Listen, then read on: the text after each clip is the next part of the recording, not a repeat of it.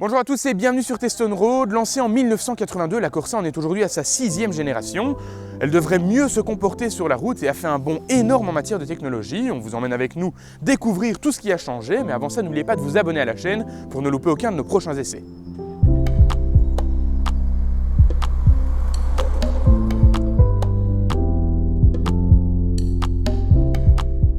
Extérieurement, la Corsa se veut dans l'air du temps. On a une ligne assez sensuelle avec des formes qu'on apprécie. Le toit contrastant sur cette version GS donne une impression de sportivité. Les pare-chocs redessinés aident aussi à renforcer cette impression. Sur le côté, on a l'aileron de requin qui remonte de l'aile au toit.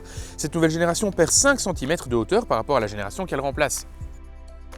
A l'intérieur, on est face à une planche de bord dans la lignée des autres Opel tout en sobriété. On retrouve un grand écran qui n'est en fait pas si grand que ça puisqu'on a en permanence 2 bandes noires sur l'écran qui affichent des informations qui pourraient selon moi être affichées ailleurs. À part ça, la qualité des matériaux est très bonne. On trouve du plastique moussé sur le haut de la planche de bord et des bons assemblages. On a quelques plastiques durs mais sur le segment c'est normal. À part ça, on apprécie la touche de laquais sur la planche de bord qui rappelle dans notre cas la couleur extérieure. Les sièges sont confortables et ont aussi un motif rouge qui ne va pas nous déplaire. A l'arrière, contrairement à ce que le gabarit de la voiture pourrait laisser penser, on retrouve assez bien de place. On a une garde au toit suffisante, même pour un adulte de plus d'1,80 m. On apprécie que le dossier des sièges avant soit creusé pour qu'on puisse venir y loger nos jambes. On voyagera plus facilement à 2 qu'à 3 et petit détail pratique, on retrouve 2 ports USB dans la voiture, pratique pour connecter son smartphone. Dans le coffre, le volume de 309 litres se situe dans la moyenne de la catégorie, tout à fait suffisant pour un usage quotidien, d'autant que si ça ne va pas, on peut toujours rabattre la banquette arrière en 2 tiers, 1 tiers. La Corsa bénéficie de l'alliance d'Opel et de PSA en matière de plateforme. On a donc une toute nouvelle plateforme qui permet d'accueillir une voiture 100% électrique, la Corsa E. Mais concentrons-nous sur celle qui nous occupe aujourd'hui, c'est-à-dire la version équipée du 1200 essence qui développe 100 chevaux et qui est associée à la boîte manuelle à 6 rapports. C'est vraiment la voiture qui constituera le cœur de gamme chez Opel.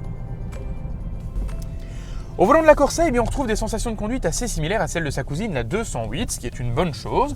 On a une voiture assez agile avec des suspensions plutôt typées confort. On a une bonne tenue de route, on est directement en confiance. Bref, on retrouve tout ce qu'on demande à une citadine. Côté consommation, sur autoroute à vitesse stabilisée, nous nous sommes maintenus aux alentours de 5,6 litres au 100 km, une excellente prestation. Tandis qu'en utilisation mixte avec tout type de tracé, nous avons plutôt tourné aux alentours des 6,5 litres au 100 km. Proposée à partir de 15 995 €, la Corsa offre de bonnes prestations et avec un chouette rapport qualité-prix. Notre version d'essai est quant à elle vendue 21 195 €. En conclusion, l'Opel Corsa offre tout ce qu'on attend d'elle. L'association avec le groupe PSA lui offre un bon comportement routier. Reste que niveau tarif, elle est bien positionnée, nous n'avons aucun doute sur son succès futur.